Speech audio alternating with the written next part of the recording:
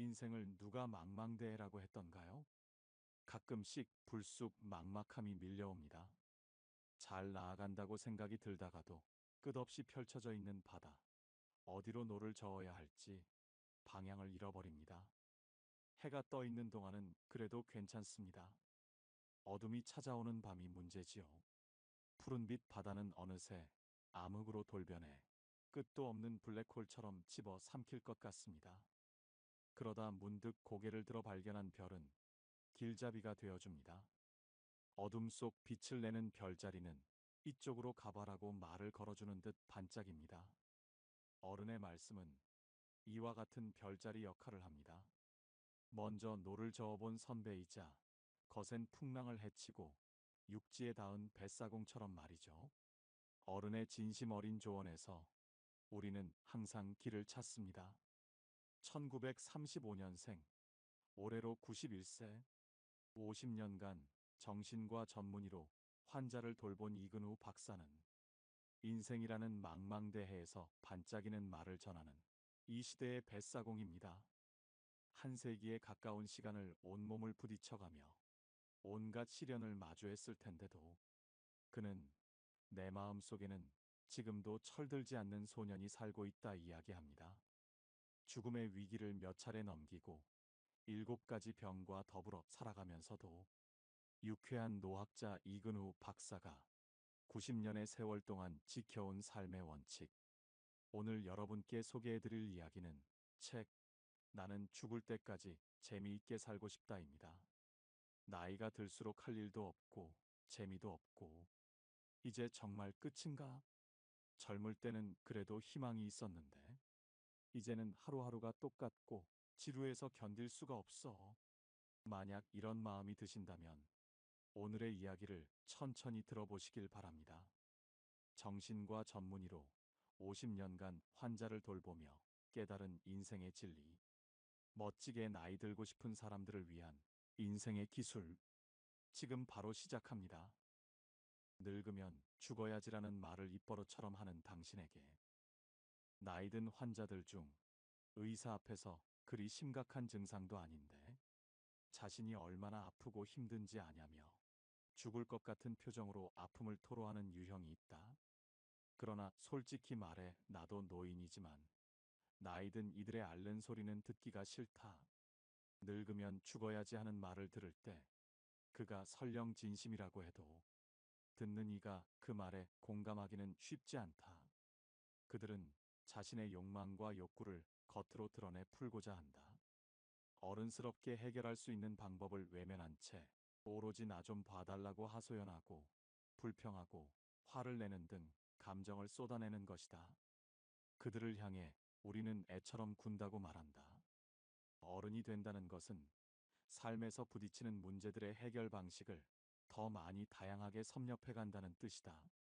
그 많은 방법을 제쳐두고 불평과 불만, 무시, 외면 등 유아기적 방법을 쓰고 있지 않은지 살펴보라.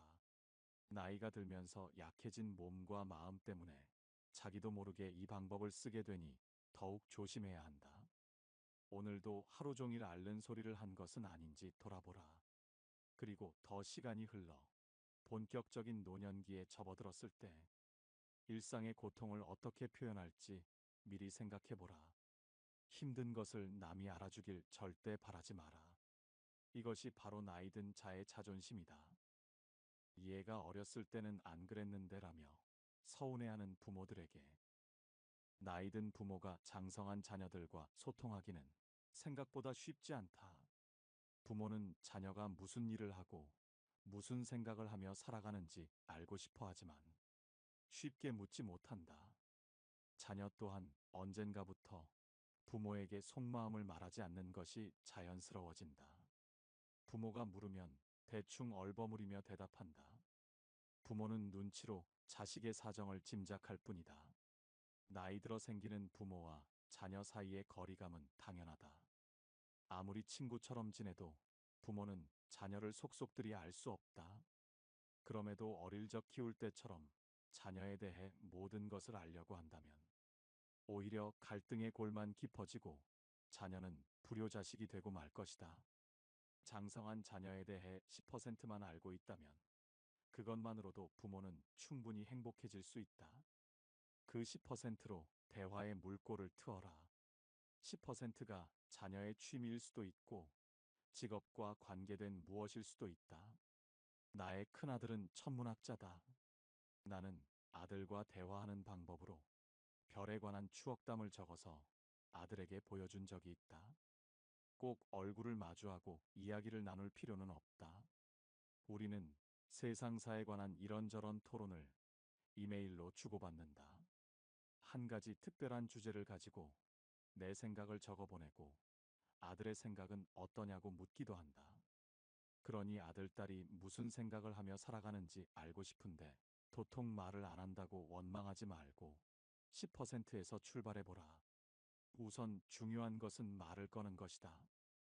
노후엔 못해본 여행이나 다니며 살아야지라고 말하는 당신에게 노후에 대한 사회적인 관심이 많이 늘었지만 아직도 많은 사람들이 노후에 대해 막연하게만 생각한다. 편안하게 시간을 보내며 여유롭게 여행을 한다거나 손주의 재롱을 보는 재미로 살고 싶다고 말하는 것이다. 그러나 노후의 시간은 생각보다 아주 길다. 노후는 사전적 의미로 늙은 뒤의 시간을 말하며 생활 능력이 없어지거나 떨어지는 때를 뜻한다. 하지만 현실의 노인 나는 여전히 밝고 힘이 있고 능력이 있다. 그래서 현대인들에게 노후는 무언가 의미 있고 나에게 여전히 필요한 일을 계속하는 시간들이다. 그 사이사이에 여유를 찾고 여행을 한다거나 틈틈이 손주들의 재롱을 보면 된다. 생각해보면 나는 정년 이후에 더 많은 일을 의욕적으로 해왔다. 병원과 학교를 떠난 뒤 더 자유롭고 창의적으로 살아왔다. 상담과 네팔 의료봉사, 보육원 아이들 돌보기, 석불연구, 사이버대학 입학, 청소년 성상담 활동, 노인 교육 등 그 가지수도 무척 많다. 그런데 그 일들이 누가 불러줘서 시작한 일이 아니다. 모두 내가 스스로 만들고 실행한 일들로 아직도 나는 그 일들을 즐겁게 하고 있다.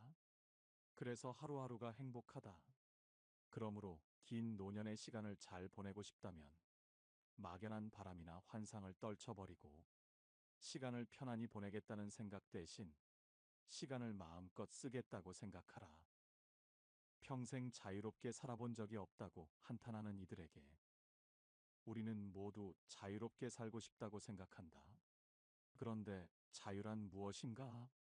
단순하게는 원하는 것을 원하는 때 마음대로 하는 것이다. 하지만 쉽지 않다. 사회적인 동물인 인간은 규칙과 질서 등 지켜야 할 것들이 있고 그것은 때로 자유를 억압한다. 그러나 어느 면에서 스스로를 옭아매기도 한다. 타인의 눈을 끊임없이 의식하며 나를 규제하고 감시하면서 사는 것이다. 그래놓고 나는 자유롭게 살지 못한다고 한탄하며 이런저런 핑계를 갖다 붙인다. 대학병원에서 근무할 때 나는 1년에 한 번 정기적으로 네팔 여행을 떠났다. 의료봉사로 떠난 것이지만 네팔에서 나는 새롭게 삶의 에너지를 재충전해 오곤 했다. 물론 바쁘게 돌아가는 대학병원에서 며칠씩 휴가를 내는 것은 여간 눈치 보이는 일이 아니었다. 진료에 차질이 없도록 일을 처리해 두고 떠났지만 그래도 뒤통수가 따가운 건 어쩔 수 없었다. 그러나 처음 한 번이 중요하다. 처음 네팔에 다녀온 뒤 여행이 2번, 3번 이어지자 병원 내에서는 이근우는 네팔 가야 하는 사람이다라는 분위기가 만들어졌다. 올해는 언제 가세요? 하는 인사를 듣기도 했다. 자유로움은 구현할 때까지 어렵지. 한 번 실천하고 나면 무척 쉽고 행복하고 시원하다. 나를 옭아매는 것은 무엇인가? 내가 하고 싶은 것은 무엇인가? 핑계 대지 말고 한번 실천해보고 벗어나보고 깨트려보라. 생각보다 쉽다. 늘 남에게 뒤처질까봐 조바심 내는 당신에게 제2의 인생, 제3의 인생이라는 말이 자주 등장한다. 제2의 인생이 50세쯤 은퇴 후 다른 직업이나 새로운 일로 인생을 꾸리는 것이라면 제3의 인생은 이런저런 눈치 보지 않고 남은 인생을 하고 싶은 대로 즐기면서 살자는 데 있다. 좋은 충고이자 격려다. 그런데 잘 살펴보라. 소비를 부추기는 상업주의가 깔려 있을지도 모른다. 노후 관련 시장이란 말이 괜히 나오지 않았다. 다양한 여행 상품에 각종 건강식품, 의료기기, 운동기구, 그리고 손해보험과 상조보험까지 노인의 호주머니를 호시탐탐 노린다. 이런 것들을 갖추지 못하고 체험하지 못하면 불안해진다. 남들도 다 하는데라는 생각이 더해지면 인생이 정말 잘못되어 가는 것 같다. 우리는 평생 경쟁하면서 콤플렉스를 느끼며 살아왔다. 경쟁 유도는 자본주의의 속성이다. 그래서 인생을 마무리할 시기에도 다른 사람 눈치를 보며 비교하고 채우려 든다. 늙어도 경쟁, 죽는데도 경쟁이다. 제3의 인생, 좋은 말이다. 그러나 맞아, 얼마 남지 않은 인생인데 나도 저렇게 살아야지 하면서 뛰어들기 전에 잘 살펴보라. 혹 안 해도 될 일을 체면이나 다른 사람 말만 믿고 따라가는 것은 아닌지 따져보라. 그렇게 살아야 꼭 좋은 인생, 성공한 삶이 되는 것은 아니기 때문이다. 남에게 뒤처지지 않는데 소중한 시간을 다 써버리지 마라. 모든 것은 지나치면 원치 않은 일이 벌어지듯 좋은 욕심도 지나치면 모자란만 못하다. 내가 자식을 어떻게 키웠는지 아냐며 억울해하는 부모에게 많은 부모들이 자식에게 쏟아부은 정성을 희생으로 여긴다. 아이를 자신의 분신으로 여기고 내가 너를 어떻게 키웠는데 하면서 억울해하는 것이다. 그러나 누가 누구를 위해 희생한다는 것 자체가 착각이다. 자녀를 위해 희생하는 것이 아니라 자녀가 성인이 되어 홀로 자신의 생활을 해나갈 때까지 돌보는 것이 부모의 도리다. 이는 부모의 책임을 다하는 것이지 희생이 아니다. 그리고 자녀는 나의 분신이 아니다. 자녀는 자녀가 가진 인격 수준대로 이 세상을 살아갈 권리가 있는 독립적인 존재다. 자녀의 독립성을 보장하기 위해서는 부모의 준비가 필요하다. 자녀가 성장해 독립적으로 자신의 삶을 가꾸게 되면 부모도 과거의 상처나 자녀를 위한 희생적인 돌봄으로부터 자유롭게 떠나와야 한다. 그동안 자녀를 돌보기 위해 조금은 소홀했던 자신을 돌보고 새롭게 펼쳐진 인생을 마음껏 누려야 하는 것이다. 그러니 자녀가 독립할 때가 되면 기꺼이 자식을 떠나보내라. 억울해할 일도 섭섭하게 느낄 일도 아니다. 그것이야말로 부모가 자식에게 줄 수 있는 가장 큰 선물이다. 자식이 부모에게서 독립하려고 애를 쓰듯 부모도 어느 순간부터는 자식에게서 독립하는 노력을 기울여야 한다. 노후 자금을 하나도 모아놓지 않아 불안한 이들에게 노후 준비라고 하면 사람들은 대부분 돈을 벌어놔야 한다고 생각한다. 평균 수명이 길어진 요즘 인생 계획에서 노후 자금은 매우 중요한 필수 사항이 되었다. 그런데 여기에서 경제력은 무엇인가 생각해보자. 경제력을 단순히 돈에만 국한하고 자기만을 위해 쓰는 것이라고 생각하는 것은 나이 든 후의 삶을 생물학적 수준에 머물게 한다. 모아놓은 돈으로 먹고, 자고, 놀고, 즐기다. 삶을 끝내는 것 말이다. 경제력에 대한 생각을 바꾸지 않으면 재미없는 노후를 보내게 된다. 그러나 내가 가진 물적, 정신적, 인적 자원을 잘 결합시켜 내 삶을 스스로 꾸려나가겠다는 의지를 경제력에 포함시킨다면 얘기가 달라진다. 노후에 내가 할 수 있는 일을 찾아내고 돈으로 대표되는 경제력을 의미 있게 쓰려는 노력은 노년의 삶을 풍요롭게 한다. 비록 모아놓은 노후 자금이 많지 않더라도 무슨 일을 해서든 돈을 벌겠다는 마음으로 일한다면 그것은 돈을 쌓아놓고 무기력하게 세월을 보내는 삶보다 훨씬 윤택한 것이라 할 수 있다. 이런 점에서 보면 노후 자금이 충분히 확보되지 못한 노후가 오히려 축복일 수 있다. 무엇이든 열심히 일해볼 각오가 생기기 때문이다. 그러므로 경제적 기반이 취약하다는 이유로 노년기를 무조건 두려워할 필요는 없다. 옛날의 내가라며 자랑을 늘어놓기 바쁜 당신에게 2007년 고려사이버대학교에 입학한 뒤 내가 전직 대학 교수이자 의사였다는 사실 때문에 학생들이 나를 부담스러워했다. 먼저 나에 대한 호칭이 교수님과 박사님으로 바뀌었다. 그래서 대놓고 말했다. 나를 하구님이나 선배님 혹은 후배님으로 불러달라고. 그렇지 않으면 불러도 모른 척하겠다고. 그 뒤로는 사람들이 온라인이나 오프라인 모임에서 나를 하구님이라고 불렀다. 교수님과 박사님에서 하구님으로 강등되었을 때 나는 얼마나 기분이 좋았는지 모른다. 똑같이 배우는 입장에서 내가 박사네 하고 목에 힘주고 앉아 있다면 참 우스울 것이다. 학교에서 나의 역할은 박사가 아니라 학생이니까 말이다. 나이 들수록 옛날에 내가 하면서 목에 힘이 들어가게 마련이다. 친구끼리 앉아서 옛날 회고담을 나눌 때 나도 그랬지, 너도 그랬지 하면서 이야기를 나누는 정도는 괜찮다. 그러나 세대가 다른 사람이 모인 자리에서 내가 옛날에 하면서 자랑 아닌 자랑을 늘어놓으면 보이지 않는 눈총 그리고 험담밖에 들을 게 없다. 나이 들면 젊은 세대에게 대접받으려 하기보다는 차라리 아부하는 게 좋다. 비굴하라는 말이 아니라 젊은이들의 관심사에 동참해보고 공감하려고 애쓰라는 것이다. 특히 자녀를 위한 가벼운 재롱은 꼭 필요하다. 자식에게 명령하고 당연한 듯 요구하지 말고 무슨 일이든 부탁하는 말로 해야 한다. 생각해보라. 아이들이 어릴 때 부모의 마음에 들기 위해 얼마나 재롱을 떨었던가. 밉상 부리고 미운 짓 하면 회초리밖에 돌아올 것이 없다는 걸 아이들은 아주 잘 아는 것이다. 이제는 거꾸로 부모들이 성장한 자녀들에게 재롱을 떨어야 한다. 치사하다고? 자녀들과 행복하게 지내기 위해 그 정도 치사함은 참을 만하지 않는가? 다만 재롱을 점잖게 떨어야 한다. 재롱이 아닌 것처럼 재롱을 부리라는 것이다. 권위나 위엄은 버리고 서운함을 직설적으로 표현하지 않는 것. 자주 웃고 나의 자잘한 고통과 힘듦을 내색하지 않는 것. 그리고 언제나 명령이 아닌 부탁으로 대화를 풀어가는 것이다.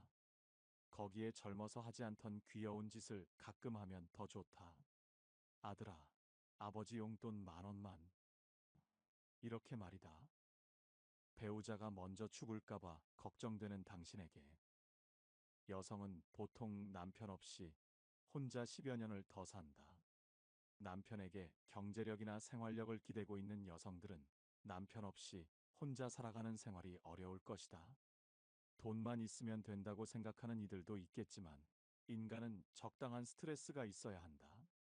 극단적으로 심심한 불행과 불편한 행복 중 선택은 각자의 몫이겠지만 분명한 것은 나이가 들면 혼자보다 부부가 함께할 때 정서적 안정감이 높다. 서로를 향한 잔소리와 원망이 자극과 활력이 되기도 한다.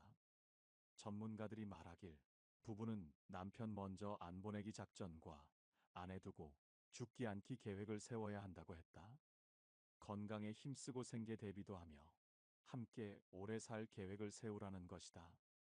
백년해로라는 말이 골동품처럼 취급되는 요즘이지만 나는 천생연분은 인간만이 만들어가는 것이며 한 사람에 대한 평생의 사랑과 봉사는 여전히 아름다운 가치라고 생각한다. 그때 나는 왜 그랬을까라며 자꾸만 후회하는 당신에게 그때 다른 선택을 했더라면 어떻게 되었을까? 그 일이 왜 나에게 일어났을까? 좀 더 참아볼 것을. 누구에게나 나쁜 과거, 아쉬운 기억, 후회가 있다. 나이가 들어갈수록 회상과 아쉬움 그리고 불만 등 기억의 가짓수는 늘어간다. 우리는 곧잘 과거 속에 빠진다. 이미 지나간 것이라는 사실을 알면서도 과거는 곧잘 현실을 가로막는다. 불가에서는 지금 내가 선 자리를 꽃방석으로 만들라라는 말이 있다. 과거도 미래도 보지 말고 지금을 보라는 말이다. 그럴 수만 있다면 얼마나 좋겠는가? 하지만 노력해야 한다. 과거는 우리에게 아무것도 주지 않는다. 미래도 마찬가지다. 우리는 늘 오늘을 살 뿐이다. 과거는 과거다. 살아온 시간이 길수록, 몸이 바쁘지 않을수록 과거 속에 살기 쉽다. 제일 좋은 것은 과거를 잊어버리는 것이지만 완전히 잊기란 불가능하다. 그렇다면 갖고 놀아라. 과거는 심심할 때 잠깐 불러내 가지고 노는 것쯤으로 생각하면 어떠한가? 긍정이란 말의 의미를 잘못 알고 있는 사람들에게 내 젊은 시절 사진을 보면 좀 강한 인상이다. 큰 키에 눈썹은 찌푸리고 입술은 굳게 다물었다. 그런데 시간이 흐를수록 점점 부드러워지더니 이젠 흰 수염만 붙이면 영락없는 산타클로스다. 나이 들면서 찍은 사진 속에 나는 눈과 입에 늘 웃음이 묻어 있다. 긍정하고 만족하고 감사하면 자연스럽게 편안한 얼굴이 만들어진다. 누구나 아는 사실이다. 그러나 보통 긍정이라 하면 모든 걸 그대로 받아들이는 것으로 오해한다. 긍정이 나쁜 것도 무조건 좋게 받아들이라는 의미가 아니기 때문이다. 즉, 긍정은 모든 걸 좋다고 생각하는 것이 결코 아니다. 진정한 긍정은 일단 나에게 일어난 상황을 수긍하고 그 다음 해결책을 찾는 것이다. 삶이 좋은 쪽으로 흐르도록 하는 에너지다. 나에게도 늘 좋은 일만 일어나지 않을 것이라는 사실을 깨닫는 것이다. 이런 자세가 있다면 나쁜 일이라도 최악으로 흐르지 않도록 내 마음과 행동을 움직일 수 있다. 누구든 아침에 일어나면 몸이 무겁다. 습관적으로 출근 준비를 서두르고 있다면 잠깐 오늘 하루를 어떻게 보낼지 생각해보라. 긍정적인 사람은 오늘 좋은 일이 있을 거야라 믿는다. 그러나 진정한 긍정의 고수는 오늘 어떤 일이 일어나든 잘 견딜 것이다라고 생각한다. 그 생각이 하루를 결정할 것이다. 그 하루가 모여 평생이 된다. 거절당하면 화부터 나는 당신에게. 우리는 대화를 나누는 과정에서 본의 아니게 서로의 마음에 상처를 주고 상대를 아프게 할 때가 많다. 대화의 목적이 상대와 나의 마음을 서로 연결하는 데 있지 않고 어떤 결과를 얻는 데만 있다면 그 말은 폭력적으로 흐를 수 있다. 그렇다면 어떻게 해야 서로 상처 주지 않고 대화를 잘 나눌 수 있을까? 이상적인 대화는 명령이 아닌 부탁이다. 부탁의 대화법은 나이 들수록 특히 갖추어야 한다. 젊었을 때부터 이 대화법을 습관화해야 나이 들어 자연스럽게 나온다. 가족 사이에서도 마찬가지다. 자녀들이 내 마음을 몰라주면 서운하다. 내 뜻과 어긋나게 행동하면 화가 난다. 하지만 돌아보라.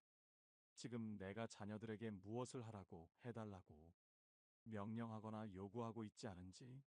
자녀들은 이제 성인이 되어 부모의 품을 떠나 독립적인 어른이 되었다. 그러니 더 이상 자녀들에게 명령하고 지시하지 말라. 장성한 자녀들이 반드시 나의 말을 들어줘야 한다는 생각을 이제 그만 버려라. 명령과 지시는 거부를 부를 뿐이다. 자녀들이 내 말을 듣지 않는다고 노여워할 일이 아닌 것이다. 노여움이 든다면 부드럽게 표현할 수 있는 방법을 써라. 바로 부탁하는 것이다. 자동차가 없는 아내와 나는 외출할 일이 있으면 자녀들에게 묻는다. 혹시 지금 외출하니 같은 방향이면 내려다 줄 수 있겠니? 요새 부쩍 우울하다고 말하는 이들에게 나이가 든다는 것은 한편으로 슬픈 일이다. 힘도 떨어지고 병도 생기고 의욕도 없고 다른 사람들의 존경도 사라진다. 어쩔 수 없다. 인간은 누구나 기본적인 불안을 가지고 있다. 본능적인 불안이다. 우울감도 마찬가지다. 누구나 우울감을 갖고 산다. 살다 보면 나를 즐겁게 만드는 것보다 슬프고 화나게 만드는 일이 더 많으니까 말이다. 그런데 마치 불안이나 우울감이 전혀 없어 보이는 낙천적인 사람이 있다. 그는 원래 그런 기질을 타고난 사람일까? 아니다. 그들은 우울에서 벗어나기 위해서 낙천적인 것을 선택했을 뿐이다. 정신과 의사인 나 또한 갑자기 가슴이 훅 하고 맥이 쭉 빠지거나 눈물이 날 때가 있다. 그럴 때는 그 감정을 인정해버린다.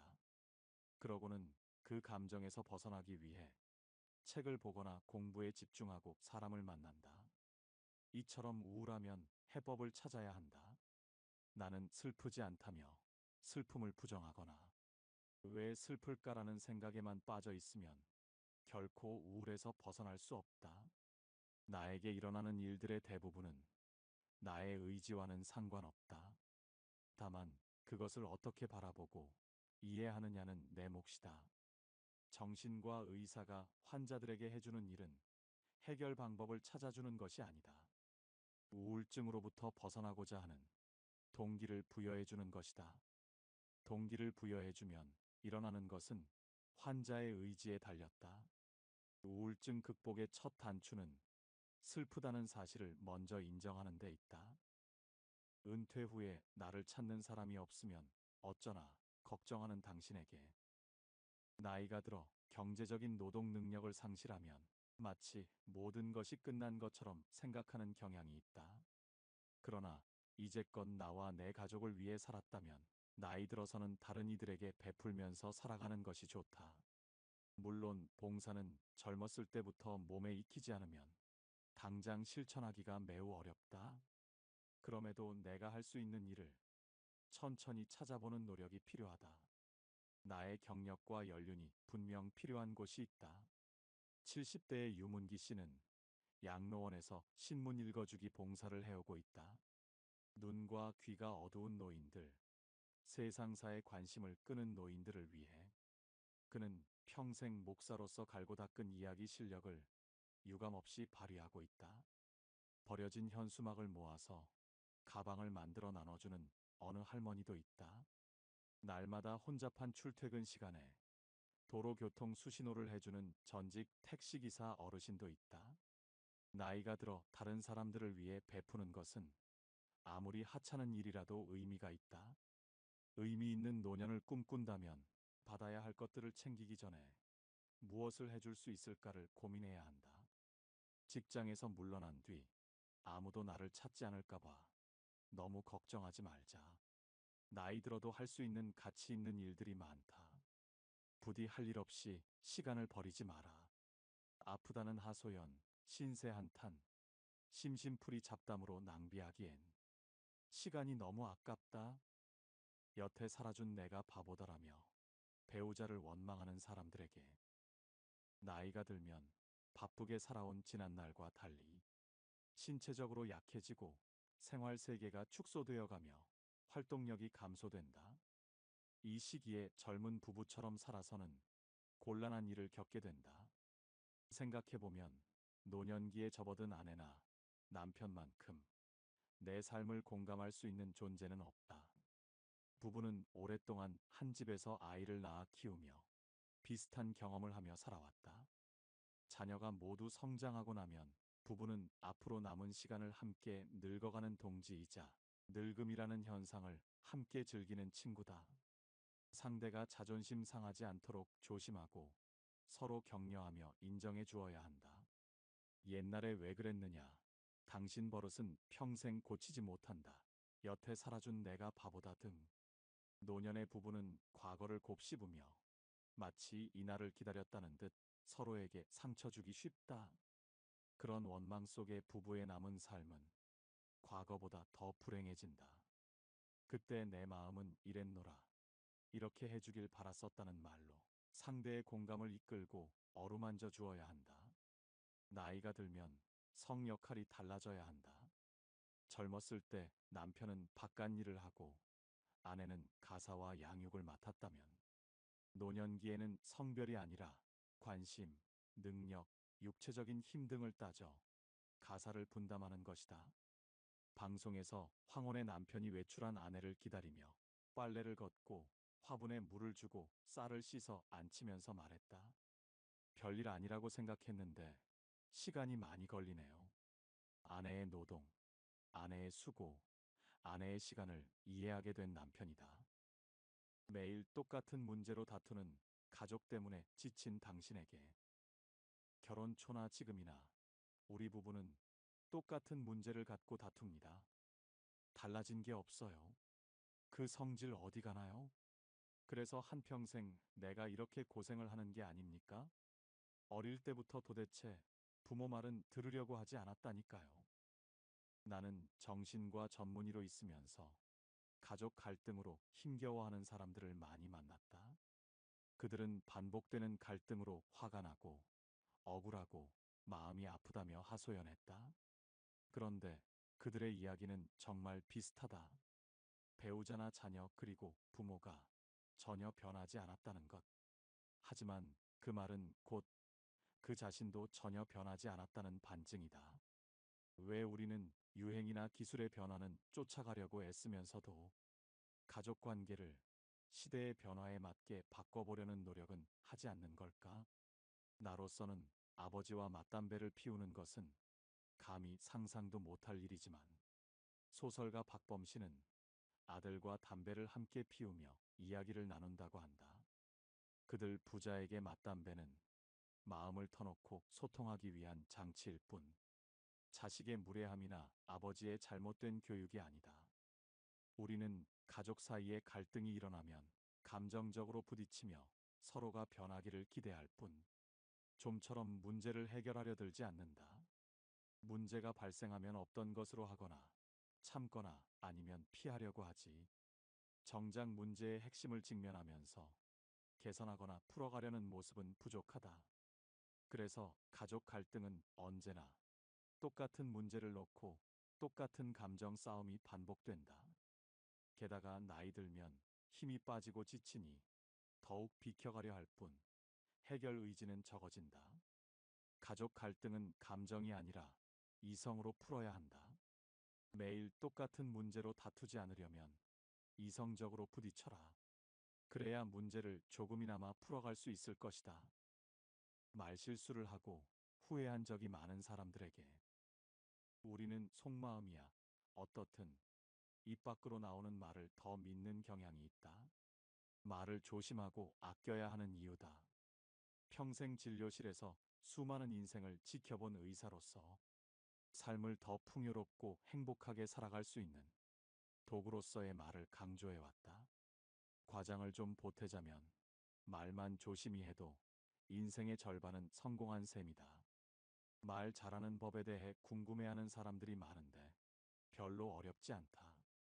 해야 할 말과 하지 말아야 할 말을 구분하면 된다. 적어도 하지 말아야 할 말만 안 해도 성공이다. 나는 과연 말을 조심히 잘 쓰고 있는 것일까?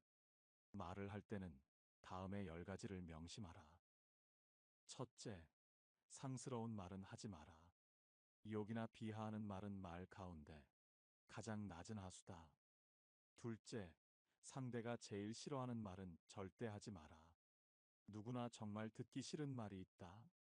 그 말은 뇌관이다. 건드리면 폭발한다. 셋째, 남과 비교하는 말은 피하자. 3살 먹은 아이부터 80살 먹은 노인까지 남과 비교하면 정말 기분 나쁘다. 넷째, 인격을 무시하는 말로 공격하지 마라. 자존심을 건드리면 관계를 회복하기 어렵다. 두고두고 원망만 들을 뿐이다. 다섯째, 상대 가족을 헐뜯지 마라. 본질과는 아무 상관도 없는 상대의 가족은 어떤 상황에서도 건드리지 마라. 여섯째, 폭탄 선언은 제발 참아라. 우리 헤어져, 이혼하자, 사표 내야지 등 이런 이야기는 정말 마지막에 하는 말이다. 일곱째, 유머 있는 대화의 기술이 필요하다. 무슨 이야기든 심각할 필요는 없다. 여덟째, 분명한 말은 오해를 남기지 않는다. 확실한 예스와 확실한 노는 연습해야 잘할 수 있다. 아홉째, 비비꼬는 말은 하지 마라. 마음이 꼬여 있을 때는 침묵하는 게 낫다. 열째, 사람을 죽이는 독 있는 말도 있다. 말은 세상에서 가장 무서운 독이 되기도 하고 명약이 되기도 한다. 내가 어떤 사람인지는 평소 쓰는 말을 살펴보면 알 수 있다. 내가 얼마나 잘 살았는지, 어떤 인생을 살고 있는지 궁금하다면 지금 어떤 언어를 쓰고 있는지 살펴볼 일이다. 스스로를 못났다고 생각하는 잘난 사람에게 우리는 사회화 과정에서 스스로를 결점투성이로 보고 자신에게 비판과 비난을 퍼붓는데 익숙하도록 훈련되어 왔다. 그래서 다른 사람에 대한 연민과 배려는 충분히 배우고 익히지만 자신에게만큼은 인색하다. 같은 일을 해도 남이 하면 실수지만 내가 하면 해서는 안 되는 큰 잘못으로 여기는 것이다. 그런데 정신분석학자 아들러의 열등감 이론에 따르면 인간은 원래 열등한 존재로 태어난다. 성장하면서 이 열등감을 극복하기 위해 노력하지만 열등감을 극복해도 또 다른 갈등에 직면한다. 이번에는 우월감을 유지해야 하는 것이다. 천신만고 끝에 획득한 우월감을 유지하는 것은 열등감을 극복할 때보다 더 큰 힘이 필요하다. 이렇듯 사람은 일생 동안 열등감과 우월감의 쳇바퀴를 돈다. 사람은 누구나 잠재 능력을 타고나지만 다른 사람과 비교해 우월한 것도 있고 열등한 것도 있다. 모든 것이 다 열등하고 모든 것이 다 우월한 경우는 없다. 아들러는 열등감을 극복하기 위해 노력하는 과정에서 인간이 발전해 나간다고 말했다.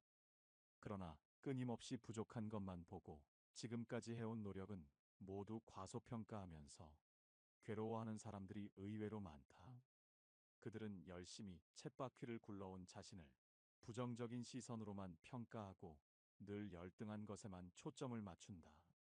그들은 스스로를 못났다고 평가하지만 사실 속으로는 모든 면에서 충분히 잘나야 한다고 생각한다. 그러니까 모든 면에서 잘나야 하는데 그러지 못하고 모자란 부분이 있는 것을 견디지 못하는 것이다. 이제 그만 모든 걸 잘해야 한다는 생각을 훌훌 털어버려라. 모든 부분이 잘난 완벽한 사람은 이 세상에 없으니까 말이다. 다음은 자꾸만 스스로를 못난 존재라고 비하하는 사람들에게 주는 체크리스트다. 있는 그대로의 나를 사랑하기 위해 꼭 익혀야 할 삶의 자세이므로 천천히 하나씩 체크하며 그대로 실천해 나갔으면 좋겠다. 1. 나는 있는 그대로의 나의 욕구를 받아들인다. 2. 나는 내가 나인 것이 좋다. 3. 나는 내 몸과 마음을 귀하게 여긴다. 4. 나는 다른 사람들을 나처럼 소중하게 대한다. 5. 나의 건강 계획을 세운다. 6. 가장 잘 맺고 있는 관계와 안 풀리는 관계의 원인을 알고 있다. 7. 나는 나의 감정을 잘 다스릴 수 있다. 8. 나는 내가 좋아하고 잘하는 일을 하고 있다. 9. 나는 돈 관리를 잘하고 있다. 늘어나는 생일 초가 끔찍하게만 느껴지는 사람들에게 환갑을 치르고 난 뒤에는 1년에 한 번뿐인 생일이 자주 돌아오는 듯 느껴진다. 생일 케이크에 꽂힌 초가 그득하게 빛난다. 노년에 맞이하는 생일은 아주 특별하다. 단순히 언제 태어나 얼마나 살았는지 확인하는 날이 아니다. 성인이 된 뒤 맞이한 모든 생일이 뜻깊지만 특히 노년의 생일에는 얼마나 오래 살았느냐보다 어떻게 살아왔는지를 돌이켜보는 것이 중요하다. 왜냐하면 요즘 흔히 말하는 명구를 빌리자면 오늘은 나에게 남은 생애에서 가장 젊은 날이기 때문이다. 나이를 먹는다고 표현한다. 나이를 충분히 먹었다면 이제 내가 먹은 것에 대한 성찰이 필요하다. 어떤 것은 과잉이고 또 일부는 결핍인 것도 분명히 있다. 이렇게 생일에는 지난 삶을 정리해 볼 필요가 있다.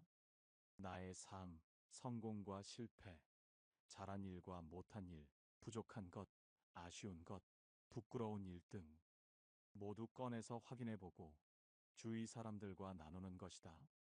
재고 방출이라고 할까? 재고는 창고에 쌓아두면 아무 쓸모도 없지만 꺼내놓으면 필요한 사람에게 귀중한 선물이 된다. 모두에게 교훈이 되는 것도 아니고 누군가는 흠을 잡을 수도 있겠지만 지혜롭고 현명한 젊은이라면 두 귀와 마음을 열고 자신만의 보배이자 자양분으로 삼을 것이다. 생일날 많은 이들의 축하를 받고 가족 친지들이 한자리에 모인다면 이처럼 지난 삶을 정리해보면 어떨까? 그러면 늘어나는 생일 초가 그리 끔찍하게 느껴지지만은 않을 것이다. 인생이 재미없고 따분하다고 말하는 사람들에게 코미디언이자 만담가로 이름을 떨친 장수팔 씨가 죽음 직전에 아들에게 이런 말을 남겼다. 내가 왜 죽는 줄 아냐? 심심해서 죽는다. 너도 한번 늙어봐. 늙으면 진짜 할 일도 없고 심심해 죽겠다. 그래서 세상을 뜨는 거야. 장수팔 씨가 할 일 없는 노년은 지옥이다. 꼭 그 말을 하고 싶었던 것은 아닐 것이다. 그보다는 코미디언으로서 위트를 잃지 않으려는 자존심, 그리고 아버지의 죽음을 슬퍼할 아들을 위로하는 마음이 더 크지 않았을까? 나이 들면 무서울 게 없다. 많은 사람을 만나고 온갖 일을 겪었다. 세상이 노력만으로는 안 된다는 것도 알고, 그러나 또 노력할 수밖에 없는 인간의 한계도 안다. 그때 알았더라면 좋았을 것을 지금 알고 있으니 세상 무서운 게 없다. 젊을 때는 어떻게 살아야 할지, 어떤 일이 일어날지 몰라서 오는 막막함이 죽음보다 더 두려웠다. 그때는 죽음이 너무 먼 이야기였다. 하지만 나이가 들면 나에게 일어날 수 있는 가장 나쁜 일이라고 해야 죽을 일밖에 없으니 앞으로 내 인생이 어떻게 될까 하는 조바심이나 궁금증도 줄어든다. 나이 들어 일상이 재미없는 것은 이 때문이다. 그래서 나이가 들수록 가장 필요한 덕목은 유머와 웃음, 관용이다. 이것이야말로 다 알고 있는 자의 여유다. 그러므로 인생이 재미없고 따분하게만 느껴진다면 유머를 잃어버린 것은 아닌지 한번 돌아볼 일이다. 아까워서 아무것도 버리지 못하겠다는 사람들에게 내 오래된 꿈 가운데 하나는 스님들의 선방처럼 아무것도 없는 깨끗한 방을 가져보는 것이다. 선방은 스님들이 가부좌를 하고 앉아 명상하는 곳이다. 그곳에는 아무것도 없다. 오직 나를 붙들고 앉아 있을 뿐이다. 간혹 스님들의 방에 초대되어 차를 마실 일이 있으면 나는 언제나 그 텅 빈 방, 그리고 그곳을 꽉 채운 고요와 정갈함에 깊은 감동을 느꼈다. 나이가 들어서는 좀 더 자주 방을 정리한다. 하루 종일 책상을 치우고 널브러진 책을 책장에 꽂는다. 매번 이것저것 불필요한 것을 버리지만 아까운 마음이 드는 건 어쩔 수 없다. 그때마다 버릴 것은 미련이구나 하고 깨닫는다. 얼마 전에는 오랫동안 정기 구독해온 잡지들을 끊기도 했다. 눈이 안 좋아 더 이상 마음 편하게 볼 수 없기 때문이다. 시간이 나면 버리려 쌓아둔 지가 몇 개월. 이번엔 단단히 마음을 먹고 전화를 걸어 구독을 끊겠다고 하니 5월간 미술 세계는 구독한 지 무려 30년 가까이 되었다고 한다. 문득 아쉬운 마음도 없지 않았다. 그러나 미안하다고 하며 끊었다. 그렇게 한번 정리를 하고 나면 마음이 한결 후련하다. 그러나 몇 주 안 가 방은 다시 잡동사니로 가득하다.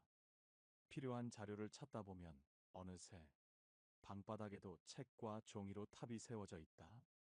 아, 완전하게 끝까지 깨끗할 수는 없는 것인가? 어쩔 수 없이 또 천천히 버릴 것과 남길 것을 가리기 시작한다. 그래서 모든 게 아까워 도저히 버릴 수가 없다는 사람들에게 나는 말한다. 더 자주 버리고 더 자주 청소하세요. 그러면 됩니다. 여기까지 책, 나는 죽을 때까지 재미있게 살고 싶다였습니다. 우리는 오늘 함께 배웠습니다. 늙으면 죽어야지가 아니라 이제 시작이다라고. 자녀와는 100%가 아닌 10%만 알아도 행복할 수 있다고. 진정한 자유는 처음 한 번의 용기에서 시작된다고. 한 세기를 살아낸 91세의 노 박사가 50년간 수많은 환자를 진료하며 깨달은 인생의 진리는 딱 하나, 오늘 하루를 귀하게 쓰세요였습니다. 어제는 지났고 내일은 오지 않았습니다. 우리에게 있는 것은 오직 오늘뿐입니다. 거창할 필요 없습니다. 자녀에게 고마워 한마디, 미뤄둔 전화 한 통, 스스로에게 수고했어 한마디. 이런 작은 순간들이 인생입니다. 우리에게 진짜 주어진 것은 바로 지금, 이 순간뿐입니다. 그 순간을 귀하게 여기고 소중히 쓰는 것, 그것이 죽을 때까지 재미있게 사는 인생의 비밀입니다. 나이 들었다고 해서 인생이 끝나는 것이 아닙니다. 오히려 진짜 인생은 이제부터 시작입니다. 타인의 시선에서 자유로워지고 진정한 자신을 찾아가는 여정이 기다리고 있습니다. 우리는 혼자가 아닙니다. 더 길어진 인생의 바다를 항해하는 수많은 동료들이 있고, 앞서 항해를 마친 선배들은 이렇게 우리를 응원하고 있습니다. 가끔은 쉬어가도 좋습니다. 때로는 방향을 바꿔도 좋습니다. 중요한 것은 포기하지 않는 것입니다. 나이 들면 끝이 아니라 새로운 시작입니다. 지혜가 쌓이고 마음이 너그러워지고 진정으로 소중한 것이 무엇인지 깨닫게 되는 축복의 시간입니다. 나에게 주어진 오늘 하루를 귀하게 쓰세요. 그리고 내일도 모레도 매일매일을 소중한 선물처럼 받아들이며 살아가세요. 수많은 좌절 속에서도 유쾌함을 잃지 않았던 이근우 박사의 90년 인생이 증명하듯이, 나이는 숫자에 불과하고 진정한 인생은 마음의 자세에 달려 있습니다. 진짜 인생은 바로 오늘, 지금부터 시작입니다. 이상으로 나이들의 품격이었습니다. 황금빛으로 물들어가는 여러분들의 행복한 인생 이막을 응원합니다. 오늘 영상이 도움이 되셨다면 구독과 좋아요 부탁드립니다.